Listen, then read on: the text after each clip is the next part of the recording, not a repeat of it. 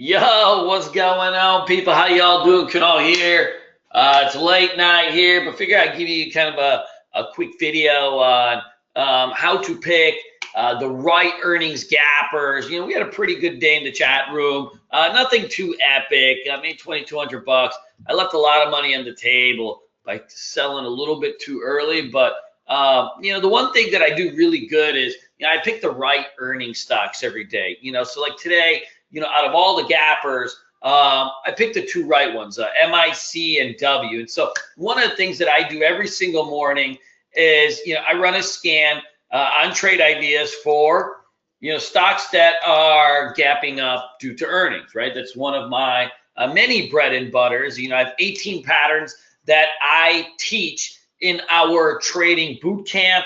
About 10 of them, we use all the time. They show up every day. A handful of them are a little bit more specialty, but a few of them come off the tenets that you get your power and explosive moves from news, right? Like, yeah, we're into technical analysis, but technical analysis alone wouldn't make a stock go up 30% in a day, right? It wouldn't make a stock go up 50% in a day or anything like that. And so, like, when we're choosing these things, one of the things you'll see is like this MIC was down 30% today, right?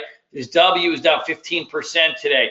And that was at the open. By the time the day was over, it was down 22%. This mic was down 41%. And so the tenet is obviously that, hey, technical analysis is good, but it's earnings and PRs that give you that extra boost. And if you can marry your technicals to it, obviously you have something that's a lot more powerful. So one of the things that I do every day is, I'm running my morning scans on Trade Idea to figure out like what is going to be a gapper that I would like to trade, right? And so, like, there are dozens of these things, right? Dozens of these things. It's like, so how do you pick which one? Like, so Mike is the first one that I hit right off the bat, right? The first one I hit right off the bat in our chat room. I trade live in front of these guys in our chat room every single day. I'm on screen share, right, talking about these plays. So we hit this Mike right off the bat. I shorted this thing and got down to 37. I shorted this thing at 44 bucks, right? So 44.17. So I got this thing like pretty much right at the open, okay, on an ORB setup on a quicker time frame. So how do you know that's going to be the one that goes versus, say, a Roku, right, which gapped down at the open, but then see like it popped up, right? How do you know, right, what one is going to be the one that flushes down versus flushes up? And so that's obviously comes with the nature of the territories. You got to pick the right ones. Well, the thing with Mike that I really like that is so important compared to so many other stocks that, may have earnings is, look, see how the gap down here, and let me remove my Bollinger Band here for a second so you can see something a little bit more clear. But like, you notice the gap down here, there's really no price action, price support anywhere here, right? So this is just clean. From wherever it closed to wherever it came down, see, this is all just airspace, airspace, airspace, airspace. So when we're thinking about airspace, like, right, I want to be able to trade things that don't have anything around it, right? There's no price action, nothing, because that tells me that I'm not going to have some type of hidden level of demand come in or some level of support that may come and pop it, because that can happen. Something like CLR, that one actually it gapped down and then it reversed, for part of the day. And so, we've got to be the same thing with Roku, right? And I don't like going counter trend.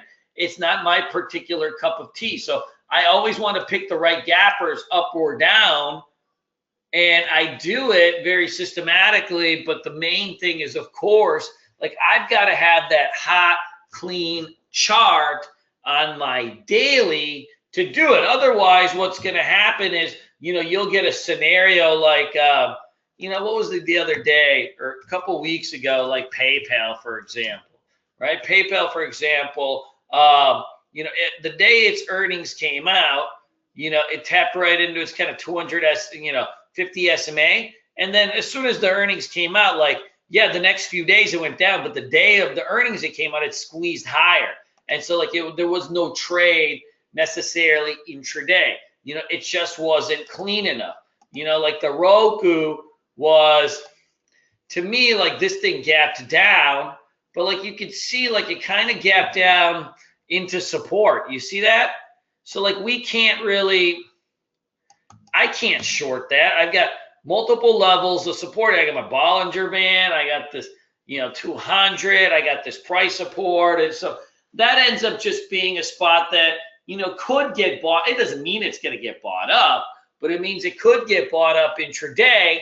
And now, you're going to have something that's not clean, that's not going to have any follow through. And so that's the difference between, picking a gapper that looks great versus picking a gapper that doesn't. And one of the interesting parts about Roku is that probably if it gapped down to 36, people would be like, wow, that's probably a little bit too much. It's down $20. And people would automatically think, well, it's gapped down too much, right? Because people always think that, if something drops too far, then maybe they think there's no reward in it for you. But you have to think about reward as just levels of where demand may flow into a particular name or stock. And so I would have rather had my Roku gap down anywhere back down here. At least I would have had some room to fall versus here. There's all this action there. And so, we don't necessarily get anything there. So that's just kind of a little bit word to the wise of how I choose these things. And, every day there's so many of these up and down. And so we do them both the same. But it becomes really, really important to make sure that we're able to pick always the right ones. So I hope that helps, guys. Leave me any questions or anything you have. And I've loved seeing a lot of you guys on the YouTube Lives on Wednesday. It's been a lot of fun, but let's keep that going too. Take care.